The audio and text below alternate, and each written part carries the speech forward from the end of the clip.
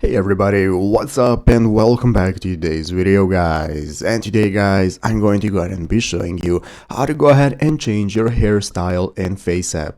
This is a very simple thing to do, so make sure to watch this quick and easy video till the very end, follow my steps correctly, so you can make sure that this works the same for you and you can do this yourself. But yeah guys, let's get straight into it.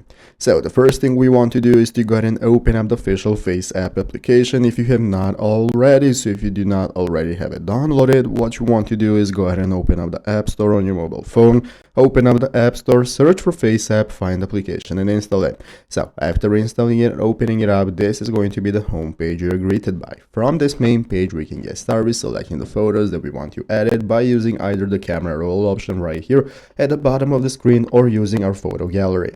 So once we have done that, we can get started with changing our hairstyle. So we're going to go ahead and open up our picture that we want to edit. It's going to open it up in this editor mode. From where, as you can see right here at the bottom of the screen, we can find the scrolling option to find all the edit filters we have. And here we have the hairstyles option. So basically what we're going to do is click on hairstyles. By clicking on hairstyles, you can go and take a look at all the hairstyles you can go and try out. As you can see, you have multiple pro feature only with hairstyles right here. So keep in mind, a lot of them require the pro subscription, but you have these ones that are free. So you can tap on them to check them out, how they look and how they work, so you can go and see how it looks for yourself. You can choose different options right here and so on. But basically this is how to get started with testing out different hairstyles. If you're satisfied, just save the image in the upper right corner to your gallery and that's how it's done.